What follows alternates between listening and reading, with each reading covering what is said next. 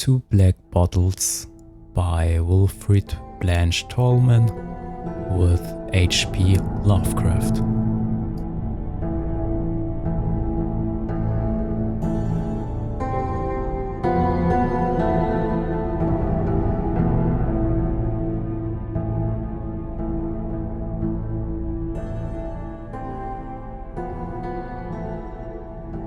Not all of the few remaining inhabitants of Dalbergen, that dismal little village in the Ramapo Mountains, believe that my uncle, old Dominier Vanderhoof, is really dead. Some of them believe he is suspended somewhere between heaven and hell because of the old sexton's curse. If it had not been for that old magician, he might still be preaching in the little damn church across the moor. After what has happened to me in Dalbergen, I can almost share the opinion of the villagers. I am not sure that my uncle is dead, but I am very sure that he is not alive upon this earth. There is no doubt that the old sexton buried him once, but he is not in the grave now. I can almost feel him behind me as I ride, impelling me to tell the truth about those strange happenings in Dalbergen so many years ago. It was the 4th day of October when I arrived at Dalbergen in answer to a summons. The letter was from a former member of my uncle's congregation, who wrote that the old man had passed away and that there would be some small estate which I, as his only living relative, might inherit. Having reached this secluded little hamlet by a varying series of changes on branch railways, I found my way to the grocery store of Mark Haynes, writer of the letter, and he, leading me into a stuffy back room, told me a peculiar tale concerning Dominier Vanderhoof's death. "You should be careful, Hoffman," Haynes warned me. "When you meet that old sexton, Abel Foster, he's in league with the devil. I am sure of it. Just 2 weeks ago, Sam Pryor, as he passed the old graveyard, heard him mumbling to the dead there. It wasn't right for him to talk that way, and Sam swears that the voice answered him, a kind of half voice, hollow and muffled, as if it came from the ground. There are others too who could tell you about seeing him standing before old Dominier's lost grave, the one right against the church wall, wringing his hands and talking to the moss on the tombstone as if it were the old Dominier himself." Old Foster, Haynes said, had come to Dalbergen about 10 years before and had been immediately engaged by Vanderhoof to take care of the damp stone church at which most of the villagers worshipped. No one but Vanderhoof seemed to like him, for his presence brought a suggestion almost of the uncanny. He would sometimes stand by the door when the people came to church, and the man would coldly return his servile bow while the woman brushed past in haste, holding the skirts aside to avoid touching him. He could be seen on weekdays cutting the grass in the cemetery and tending the flowers around the graves, now and then crooning and muttering to himself.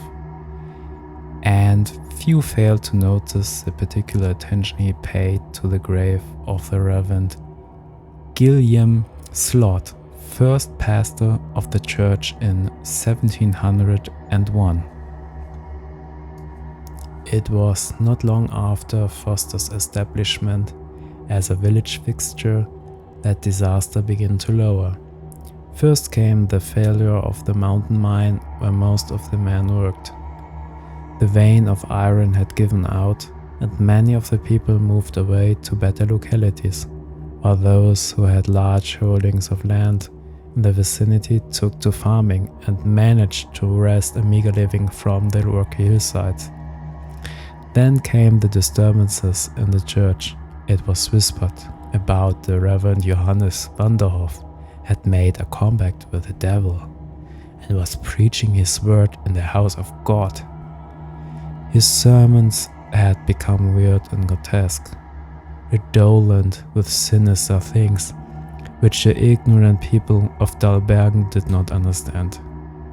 He transported them back over ages of fear and superstition to regions of hideous unseen spirits and peopled their fancy with night-haunting ghouls. One by one, the congregation dwindled, while the elders and deacons vainly pleaded with Vanderhoff to change the subject of his sermons. Though the old man continually promised to comply, he seemed to be enthralled by some higher power which forced him to do its will. A giant in stature, Johannes Vanderhoff was known to be weak and timid at heart. Yet even when threatened with expulsion, he continued his eerie sermons until scarcely a handful of people remained to listen to him on Sunday morning. Because of weak finances, it was found impossible to call a new pastor, and before long, not one of the villagers dared venture near the church or the parsonage which adjoined it. Everywhere there was fear of those spectral wraths with whom Vanderhoff was apparently in league.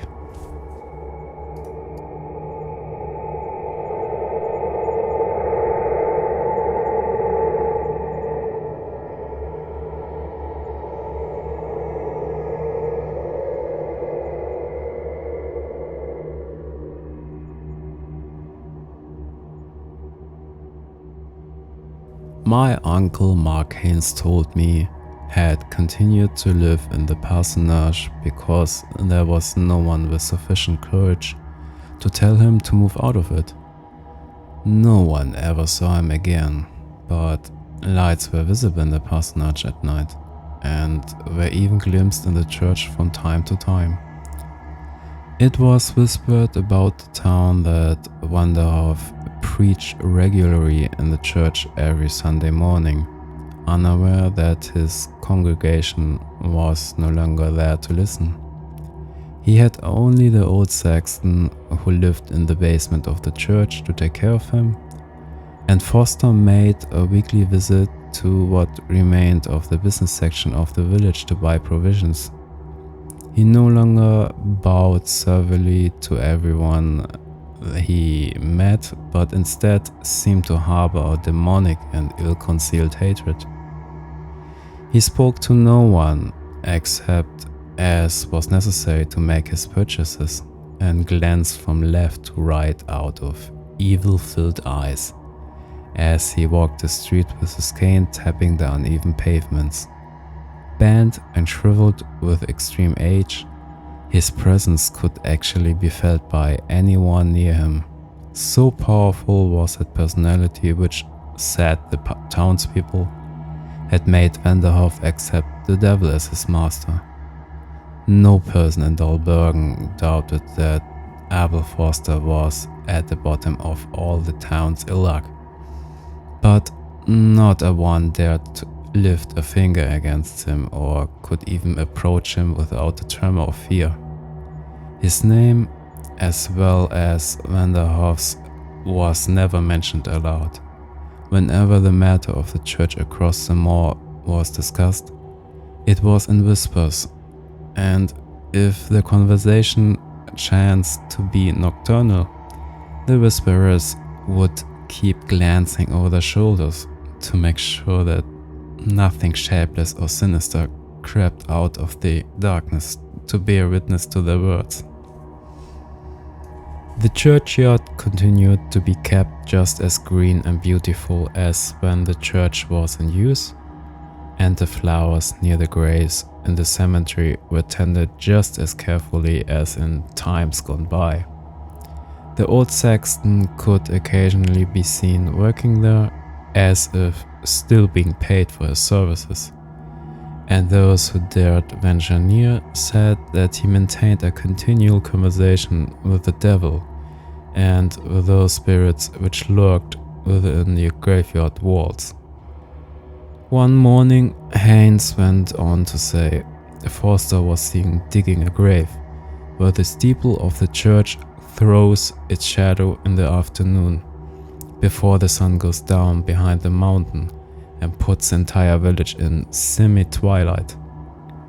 Later, the church bell, silent for months, tolled solemnly for a half hour, and at sundown, those who were watching from a distance saw Forster bring a coffin from the parsonage on a wheelbarrow, dump it into the grave with slender ceremony, and replace the earth in the hole.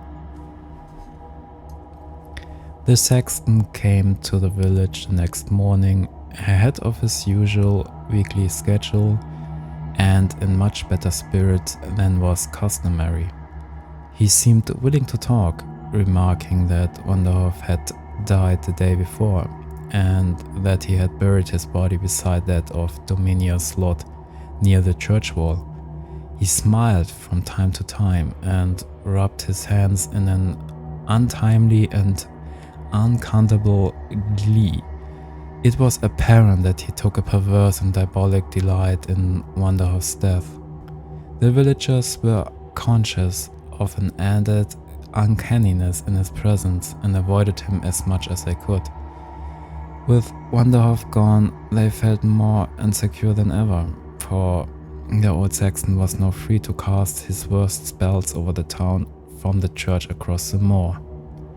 Muttering something in a tongue which no one understood, Forster made his way back along the road over the swamp. It was then, it seems, that Mark Haynes remembered having heard Dominia Wanderhoff speak of me as his nephew. Haynes accordingly sent for me in the hope that I might know something which would clear up the mystery of my uncle's last years. I assured my summoner, however, that I knew nothing about my uncle or his past, except that my mother had mentioned him as a man of gigantic physique, but with little courage or power of will. Having heard all that Haynes had to tell me, I lowered the front legs of my chair to the floor and looked at my watch. It was late afternoon. "How far is it out to the church?" I inquired. "Think I can make it before sunset?" "Surely, lad, you're not planning to go out there tonight." "Not to that place." The old man trembled noticeably in every limb and half rose from his chair, stretching out a lean, detaining hand. "Why? That's plumb foolishness," he exclaimed. I laughed aside his fears and informed him that, come what may, I was determined to see the old sexton that evening, to get the whole matter over as soon as possible. I did not intend to accept the superstitions of ignorant country folk as truth, for I was convinced that all I had just heard was merely a chain of events which the over-imaginative people of Dahlbergen had happened to link with their ill luck. I felt no sense of fear or horror whatever. Seeing that I was determined to reach my uncle's house before nightfall, Haynes ushered me out of his office and reluctantly gave me a few required directions, pleading from time to time that I change my mind. He shook my hand when I left as though he never expected to see me again. "Be careful that old devil Forster doesn't get you," he warned again and again. I wouldn't go near him after dark for love or money. No way. He re-entered his store solemnly, shaking his head while I set out along a road leading to the outskirts of the town. I had walked barely 2 minutes before I sighted the moor of which Haynes had spoken. The road, flanked by a whitewashed fence, passed over the great swamp, which was overgrown with clumps of underbrush dipping down into the dank, slimy ooze. An odor of deadness and decay filled the air, and even in the sunlit afternoon little wisps of vapor could be seen rising from the unhealthy spot. On the opposite side of the moor, I turned sharply to the left, as I had been directed, branching from the main road. There were several houses in the vicinity, I noticed, houses which were scarcely more than huts, reflecting the extreme poverty of their owners. The road here passed under the drooping branches of enormous willows, which almost completely shut out the rays of the sun. The miasmal odor of the swamp was still in my nostrils, and the air was damp and chilly. I hurried my pace to get out of the dismal tunnel as soon as possible. Presently I found myself in the light again, the sun now hanging like a red ball upon the crest of the mountain was beginning to dip low, and there, some distance ahead of me, bathed in its bloody iridescence, stood the lonely church.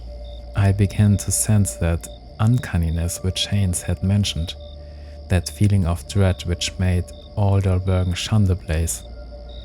The squat stone hulk of the church itself, with its blunt steeple, seemed like an idol to which the tombstones that surrounded it bowed down and worshipped, each with an arched top like the shoulders of a kneeling person, while over the whole assemblage the dingy grey parsonage hovered like a wraith. I had slowed my pace as trifle as I took in the scene. The sun was disappearing behind the mountain very rapidly now, and the damp air chilled me. Turning my coat collar up about my neck, I plodded on. Something caught my eye as I glanced up again. In the shadow of the church wall was something white, a thing which seemed to have no definite shape. Straining my eyes as I came nearer, I saw that it was a cross of new timber, surmounting a mound of freshly turned earth. The discovery sent a new chill through me. I realized that this must be my uncle's grave, but something told me that it was not like the other graves near it. It did not seem like a dead grave. In some intangible way it appeared to be living, if a grave can be said to live. Very close to it, I saw as I came nearer, was another grave. An old mound with a crumbling stone about it. Dominius Lord's tomb, I thought, remembering Haynes' story. There was no sign of life anywhere about the place. In the semi-twilight, I climbed the low knoll upon which the parsonage stood and hammered upon the door. There was no answer. I skirted the house and peered into the windows. The whole place seemed deserted. The lowering mountains had made nightfall with disarming suddenness the minute the sun was fully hidden. I realized that I could see scarcely more than a few feet ahead of me. Feeling my way carefully, I rounded the corner of the house and paused, wondering what to do next. Everything was quiet. There was not a breath of wind, nor were there even the usual noises made by animals in their nocturnal ramblings. All dread had been forgotten for a time, but in the presence of that sepulchral calm of apprehensions returned. I imagined the air people with ghastly spirits that pressed around me, making the air almost unbreathable. I wondered for the 100th time where the old sexton might be.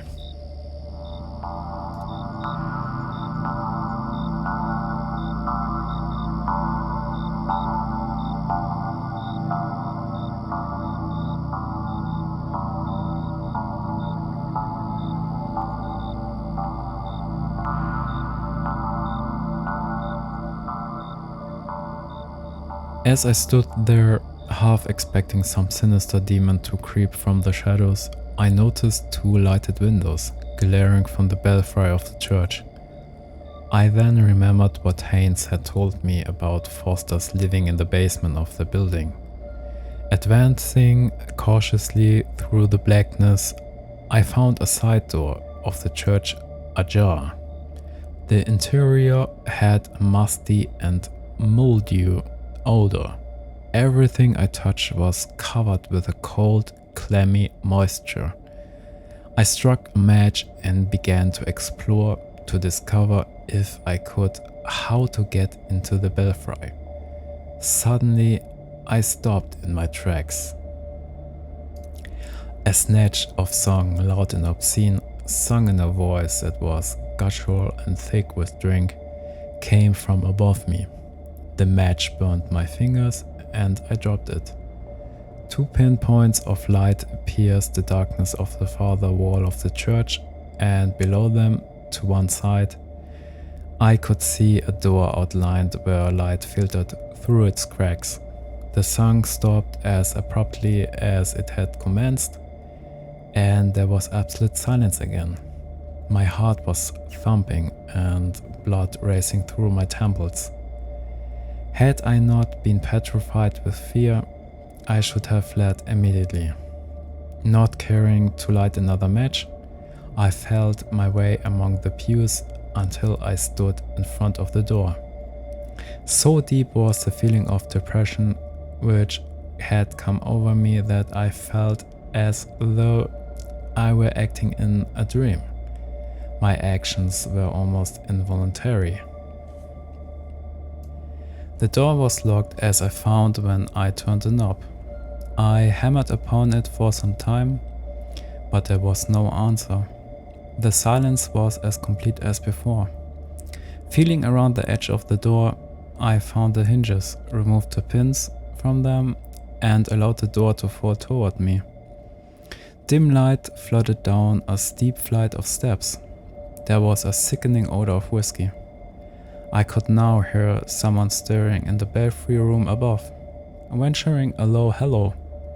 I thought I heard a groan in reply, and cautiously climbed the stairs. My first glance into that unhallowed place was indeed startling. Strewn about the little room were old and dusty books and manuscripts, strange things that bespoke almost unbelievable age.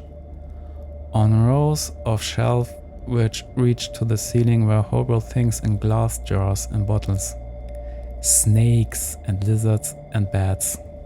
Dust and mold and cobwebs encrusted everything.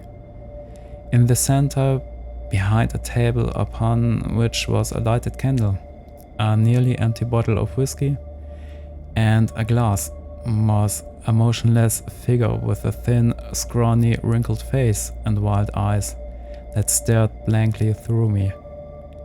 I recognized Abel Foster, the old sexton, in an instant. He did not move or speak as I came slowly and fearful toward him. "Mr. Foster?" I asked, trembling with unaccountable fear when I heard my voice echo within the close confines of the room. There was no reply and no movement from the figure behind the table. I wondered if he had not drunk himself to insensibility and went behind the table to shake him. At the mere touch of my arm upon his shoulder, the strange old man started from his chair as though terrified. His eyes, still having in them that same blank stare, were fixed upon me. Swinging his arms like flails, he backed away. "Don't!" he screamed. Don't touch me. Go back. Go back. I saw that he was both drunk and struck with some kind of a nameless terror. Using a soothing tone, I told him who I was and why I had come. He seemed to understand vaguely and sank back into his chair, sitting limp and motionless. I thought you were him, he mumbled, his voice low and shaky. I thought you were him. Come back for it. He's been trying to get out. Trying to get out ever since I put him in there. His voice climbed to a piercing shriek, and his hands gripped the chair in a white-knuckled grip. Maybe he's gotten out now. Maybe he's out. I looked about, half expecting to see some spectral shape coming up the stairs. Maybe who is out? I inquired. Vanderhoff! He shrieked in a voice full of panic. The cross over his grave keeps falling down in the night. Every morning. The earth is loose and it gets harder and harder to pack it back down. He will come out, and when he does, I won't be able to stop him. Forcing him back into the chair, I seated myself on a box near him. He was trembling in mortal terror, with the saliva dripping from the corners of his mouth. From time to time, I felt that sense of horror which Haynes had described when he told me of the old sexton. Truly, there was something uncanny about the man. His head had now sunk forward upon his breast, and he seemed calmer, mumbling to himself. I quietly arose and opened a window to let out the fumes of whiskey and the musty odor of dead things. Light from a dim moon, just risen, made objects below barely visible. I could just see Dominia Vanderhoff's grave from my position in the belfry and blinked my eyes as I gazed at it. That cross was tilted. I remembered that it had been vertical an hour ago. Fear took possession of me again. I turned quickly. Foster sat in his chair, watching me. His glance was saner than before. So, you are Vanderhoff's nephew, he mumbled in a nasal tone. Well, you might as well know the whole story. He will be coming for me soon enough, just as soon as he can get out of that grave. You might as well hear it all now. His terror appeared to have left him. He seemed resigned to some horrible fate, which he expected any minute.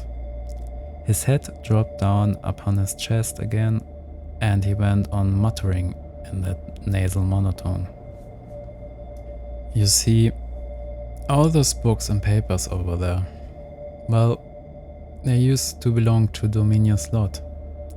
Dominia Slot, who was here years ago. All that stuff is about magic. Black magic. The kind the old Dominion knew before he came to this country. Over there, they used to burn people or boil them in oil for knowing that kind of thing. But old Slot, he knew, and he wasn't about to tell anyone. No sir, old Slot used to preach here generations ago. And he'd come up here to study those books, use all those dead things in jars, and say magic curses and all that, but he kept it a secret. No one knew except Dominia Slot and me. You? I exclaimed, leaning across the table toward him. That's it, me after I learned it. His face showed lines of trickery as he answered me. I found all this stuff here when I became the church sexton. and I started reading it when I wasn't working. Didn't take long before I understood everything about it. The old man droned on, while I listened spellbound. He told about learning the difficult formulae of demonology, so that by means of incantations, he could cast spells over human beings. He had performed horrible occult rites of his hellish creed, calling down anathema upon the town and its inhabitants. Crazed by his desires, he tried to bring the church under his spell, but the power of God was too strong. Finding Johannes Vanderhoff very weak-willed, he bewitched him so that he preached strange and mystic sermons which struck fear into the simple hearts of the country folk. From his position in the belfry room, he said, behind a painting of the Temptation of Christ, which adorned the rear wall of the church, he would glare at Vanderhoff while he was preaching, through holes which were the eyes of the devil in the picture. Terrified by the uncanny things which were happening in the midst, the congregation left one by one, and Foster was able to do what he pleased with the church and with Vanderhoff.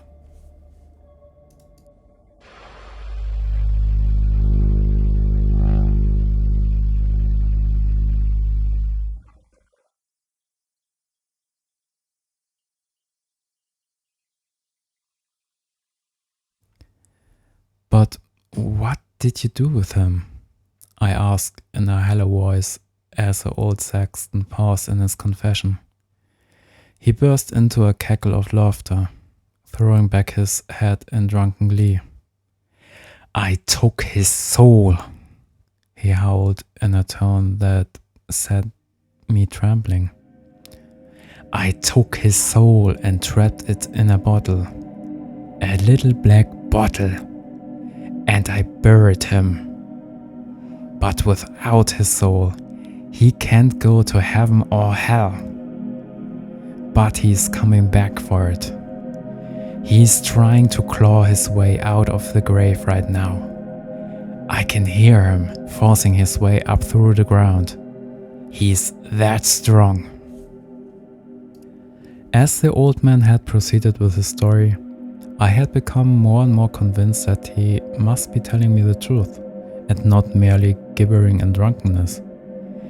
Every detail fitted what Haynes had told me. Fear was growing upon me by degrees. With the old wizard now shouting with demonic laughter, I was tempted to bolt down the narrow stairway and leave that accursed neighborhood. To calm myself, I rose and again looked out of the window. My eyes nearly started from their sockets when I saw that the cross above Vanderhoff's grave had fallen perceptibly since I had last looked at it. It was now tilted to an angle of 45 degrees. Can't we dig up Vanderhoff and restore his soul? I asked almost breathlessly, feeling that something must be done in a hurry. The old man rose from his chair in terror. No, no, no, he screamed. He'd kill me. I have forgotten the formula, and if he gets out, he'll be alive without a soul. He'd kill us both. Where is the bottle that contains his soul? I asked, advancing menacing toward him. I felt that some ghastly thing was about to happen, which I must do all in my power to prevent. I won't tell you, you young whelp, he snarled. I felt, rather than I saw, a queer light in his eyes as he backed into a corner. And don't you touch me either, or you will wish you hadn't. I moved a step forward, noticing that on a low stool behind him there were two black bottles. Foster muttered some odd words in a low sing-song voice. Everything began to turn grey before my eyes, and something within me seemed to be dragged upward, trying to get out at my throat. I felt my knees become weak. Lurching forward, I caught the old Saxon by the throat, and with my free arm reached for the bottles on the stool. But the old man fell backward, striking the stool with his foot, and one bottle fell to the floor as I snatched the other. There was a flash of blue flame and a sulphurous smell filled the room. With a little heap of broken glass, a white vapor rose and followed the draft out the window. "Curse you, you rascal!" sounded a voice that seemed faint and far away. Foster, whom I had released when the bottle broke, was crouching against the wall, looking smaller and more shriveled than before. His face was slowly turning greenish black. "Curse you!" said the voice again, hardly sounding as though it came from his lips. "I'm done for! That one in there was mine! Dominion Slot took it out 200 years ago!" He slid slowly toward the floor, gazing at me with hatred in eyes that were rapidly dimming.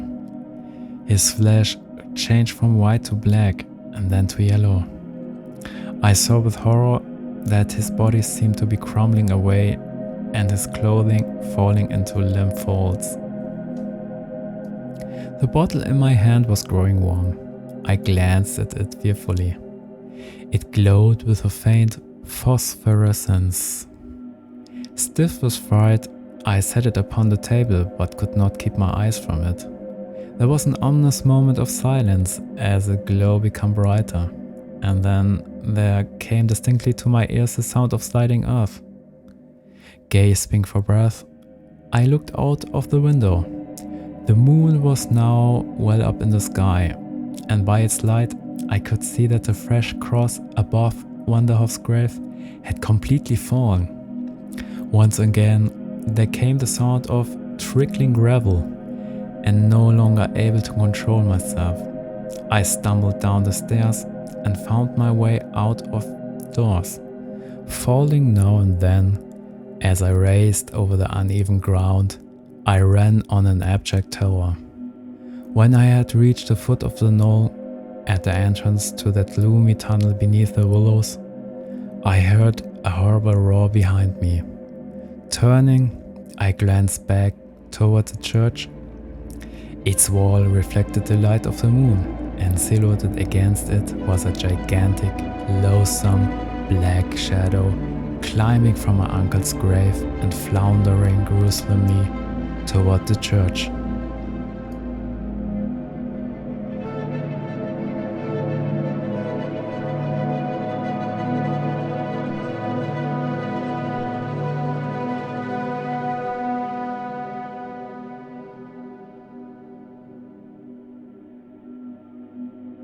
I told my story to a group of villagers in Haynes' store the next morning. They looked from one to the other with little smiles during my tale. I noticed, but when I suggested that they accompany me to the spot, gave various excuses for not caring to go. Though there seemed to be a limit to their gullibility, they cared to run no risks. I informed them that I would go alone, though I must confess that the project did not appeal to me. As I left the store, one old man with a long white beard hurried after me and caught my arm. "I will go with you, lad," he said. It seems I once heard my grandpa tell something of the sort about old Dominion Slot. A strange old man, I feared he was, but Wanderhoff's been worse.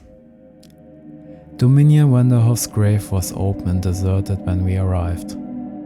Of course it could have been grave robbers, the two of us agreed, and yet, in the belfry, the bottle which I have left upon the table was gone, though the fragments of the broken one were found on the floor.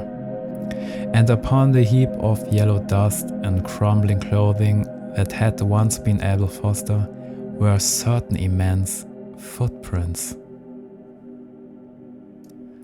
After glancing at some of the books and papers strewn about the belfry room, we carried them down the church and burned them as something unclean and unholy. With a spade, which we found in the church basement, we filled the grave of Johannes Vanderhoff, and, as an afterthought, flung the fallen cross upon the flames. Old wives say that now, when the moon is full, there walks about the churchyard a gigantic and bewildered figure, clutching a bottle and seeking some unremembered goal.